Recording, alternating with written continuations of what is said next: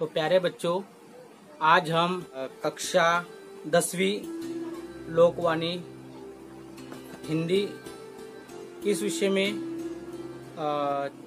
जिन ढूंढा जो दोहा है, इस दोहे के बारे में आज हम पढ़ेंगे। जिन ढूंढा ये दोहा के जो कवि है जिनका नाम है संत कबीर। तो सबसे पहले आज हम संत कबीर इनके बारे में इनका परिचय हम पढ़ेंगे। जन्म लगभग वाराणसी उत्तर प्रदेश, यानी वाराणसी में संत कबीर इनका जन्म हुआ है उत्तर प्रदेश में। मृत्यु लगभग 1518 मगहर उत्तर प्रदेश। अब इनका परिचय। भक्तिकालीन निर्गुण काव्य धारा के संत कवि कबीरदास मानवता एवं समता के प्रबल समर्थक थे। आपकी रचनाओं में धार्मिक आडंबर और सामाजिक रूढ़ियों के प्रति विद्रोह दिखाई देता है। मानवता ही आपका धर्म है। आपने किसी भी बाह्य आडंबर कर्मकांड की उपेक्षा पवित्र, नैतिक और सादगी भरे जीवन को अपनाया। आपकी भाषा सहज, सरल और सुबोध है। आपकी उलट बांसिया और रहस्यवाद प्रसिद्ध है। मुख्य कृतियां साखी, सबद, रामायणी, इन तीनों का संग्रह बीजक नामक ग्रंथों में किया है। पद्य संबंधी। अब ये कविता हमें, ये दोहा हमें क्यों दिया गया है? यहाँ संत कबीर की नीति संबंधी दोहे दिए गए हैं। इन दोहों में संत कबीर ने गुरु के महत्व और गुरु शिष्य संबंध, सद्व्यवहार, परोपकार, सहानुभूति आदि के बारे में अपने विचार व्यक्त किए हैं। जीव, आत्मा, परमात्मा के बारे में आपके विचार महनीय चिंतन को प्रेरित करते हैं। यानी इस दोहे में, इस कविता में गुरु और शिष्य के बारे में संत कबीर ने बताया है कि गुरु को किस तरह से होना चाहिए और शिष्य ने अपने गुरु के साथ में किस तरह से पेश आना चाहिए। इस दोहे के जरिए संत कबीर ने हमें बताया हुआ है। अब हम इस दोहे का सरल अर्थ, इस कविता का सरल अर्थ स्पष्टीकरण समझेंगे। तो देखो, पहली पंक्ति में संत कबीर कहते हैं कि बड़ा हुआ तो क्या हुआ, जैसे पेड़ खजूर, पंथी को छाया नहीं, फल लागे अति दूर। यानी संत कबीर कहते हैं कि पास में धन दौलत है, आदमी बहुत बड़ा बन चुका है, मगर वो धन दौलत किसी को नहीं देता है, खर्च नहीं करता है गरीबों में, तो ऐसी धन दौलत संपत्ति का कुछ फायदा नहीं। तो यहाँ पे वही कहते हैं कि बड़ा हुआ तो क्या हुआ, जैसे पेड़ खजूर, पंथी को छाया नहीं, फल लागे अति दूर। यानी खजूर का पेड़ तो है, मगर वो क्या करता है, बहुत बड़ा पेड़ जिससे दिखने में है, मगर वो हमको छाया नहीं देता है। पंथी को छाया नहीं देता है। पंथी यानी मुसाफिर, सफर करने वाला। ये पंथी को छाया नहीं, फल लागे अति दूर। और फल भी लगते हैं तो अति दूर लगते हैं। अति दूर यानी बहुत दूर फल लगते हैं। और दूसरे फल रहते तो हम क्या करते हैं, पत्थर से गिरा लेते हैं या हाथ से तोड़ लेते हैं। मगर खजूर के पेड़ पे जो फल लगते हैं वो हम हाथ से नहीं तोड़ सकते।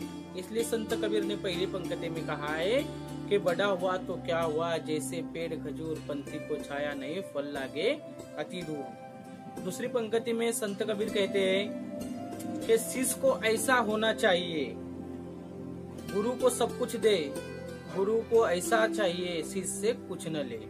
शिष्य ने शिष्य, छात्रा को ऐसा होना चाहिए, और गुरु को सब कुछ दे, यानी अपने गुरु को शिष्य, अपने छात्रा ने सब कुछ देना चाहिए। और गुरु यानी शिक्षक, अध्यापक, गुरु को ऐसा होना चाहिए कि वो शिष्य से कुछ भी ना ले।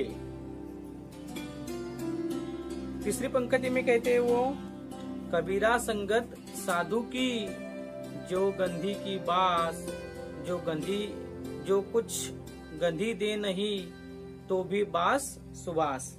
यानी तीसरी पंक्ति में संत कबीर कहते हैं कि मनुष्य के कबीरा संगत साधु की, यानी गंधी, इस गंधी का अर्थ होता है इत्र बेचने वाला। यानी इत्र बेचने वाला हमें कुछ दे ना दे, मगर हम अगर इत्र बेचने वाले के साथ यानी गंधी के साथ रहेंगे तो हमको खुशबू जरूर मिलेंगी। तो संत कबीर यही कहते हैं कि हमें संत साधु अच्छे लोग बड़े लोगों के साथ में हम रहेंगे, बड़े लोग यानी बुजुर्ग लोगों के साथ में हम रहेंगे तो हमको जरूर कुछ न कुछ उसका फायदा होगा। पंकति कि दुर्बल को न सताइए, जाकी मोटी हाय, बिना जीव की श्वास से लो भस्म हवे जाए। यानी संत कबीर कहते दुर्बल यानी गरीब, कि गरीब इंसानों को सताओ मत, जाकी मोटी हाय यानी आपको बहुत हाय लगेंगी, मोटी हाय लगेंगी, बहुत बड़ी हाय लगेंगी अगर आप किसी गरीब को सताएंगे तो। 5वीं पंक्ति में संत कबीर कहते हैं कि गुरु कुम्हार शिष्य कुंभ है, गढ़ गढ़ काढ़े फोट, अंतर हाथ सहार दे बाहर बाहे चोट। यानी यहाँ पर संत कबीर गुरु को कुम्हार कहा है। कुम्हार यानी मिट्टी के बर्तन बनाने वाला, के यहाँ पर गुरु क्या है, मिट्टी के बर्तन बनाने वाला है। शिष्य कुंभ है, कुंभ यानी गढ़ा। जिस तरह से कुम्हार गढ़े को बनाता है, ऊपर से थापता है, उसको मारता है, अंदर से उसको नरमी से हाथ घुमाता है, उस तरह से वो बर्तन एक अच्छी शक्ल में हमको दिखाई देता है। तो एक गुरु के लिए भी अपना छात्रा वैसे ही, भले से छात्रा को गुरु मारेगा पीटेगा, मगर अंदर से गुरु क्या करता है, अपने छात्रों को एक अच्छा एक नेक इंसान बनाता है। इसलिए संत कबीर ने गुरु को कुम्हार कहा है, और शिष्य यानी छात्रा, शिष्य यानी शिष्य यानी छात्रा ने छात्रा को कुंभ कहा है, यानी एक गढ़ा कहा है। पंक्ति में संत कबीर कहते हैं कि जाको राखे साइया, मारी न सके कोई, बाल न बाका कर सके जो जग बैरी होई। यानी 6ठी पंक्ति में संत कबीर कहते हैं कि ईश्वर जिसकी रक्षा करता है, अल्लाह जिसकी रक्षा करता है, ईश्वर जिसकी रक्षा करता है, उसे कोई नहीं मार सकता, भले ही सारा संसार सारी दुनिया उसको मारने के पीछे हो, मगर जब तक ईश्वर का अल्लाह का हाथ उस पे, उसको कोई मारेगा नहीं। यहाँ पे जाको राखे साइया, मारे सके ना कोई, बाल ना बाका करी जो जग बैरी होई। यानी बैरी यानी यहाँ पर दुश्मन। यहाँ पे एक मुहावरा आया हुआ है, बाल ना बाका करी सके, यानी कोई बाल ना बाका कर सके नहीं, कोई हमारा कुछ भी नहीं बिगाड़ सकता।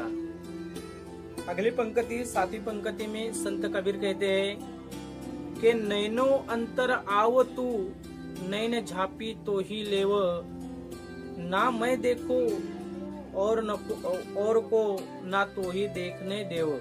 यानी संत कबीर कहते हैं कि मैं नैनो अंतर आव तू, यानी मेरे आंखों में आप आ जाओ और मैं अपनी आंखें झाप लूं, अपनी आंखें बंद कर लूं, ना मैं देखूं और को, मैं किसी और को नहीं देखना चाहता हूँ, ना ही तो ही देखने दो। यानी ना मैं एक बार आपको आंखों में बसा लेना चाहता हूँ, और ना मैं किसी को देखना चाहता हूँ, मेरी आंखें बंद करूंगा, मैं किसी को नहीं देखना चाहता हूँ, और आपको भी ना किसी को देखने दो।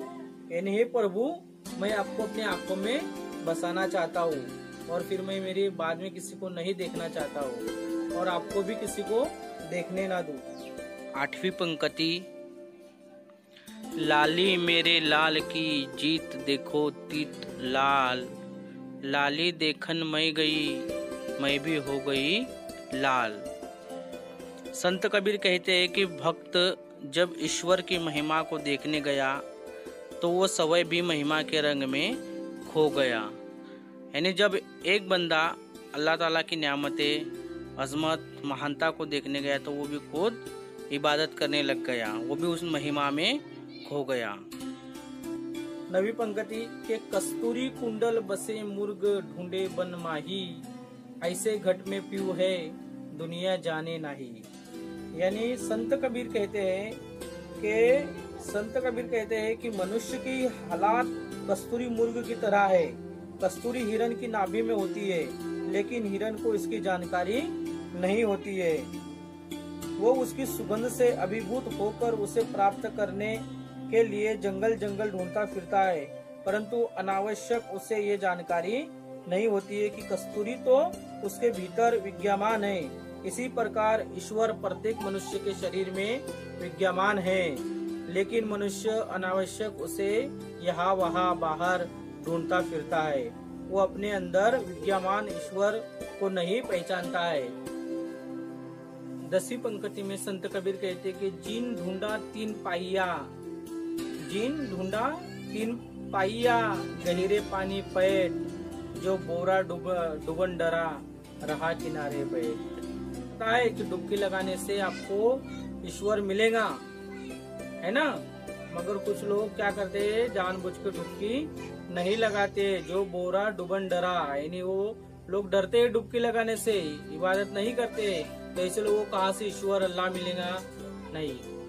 तो हमारे लास्ट की पंक्ति में संत कबीर कहते हैं कि जो को तो काटा बुए, ताही बहु तो फूल, तो ही फूल को फूल है, बाको है त्रिशूल। यानी संत कबीर आखिरी पंक्ति में कहते हैं कि यदि कोई व्यक्ति तुम्हारे मार्ग में कांटा बिछाता है, यानी तुम्हारा बुरा करता है, तो भी तुम उसका बुरा मत करो। तुम्हारे लिए अगर उसने कांटे बिछाए तो तुम उसके लिए फूल बिछाओ। संत कबीर आखिरी पंक्ति में कहते हैं कि उसको बिछाने दो, वो कांटे बिछाएंगे तो उसको कांटे ही मिलेंगे, मगर आप ऐसा मत करो। उसने कांटे बिछाए तो आप उसके लिए क्या करो, फूल बिछाओ।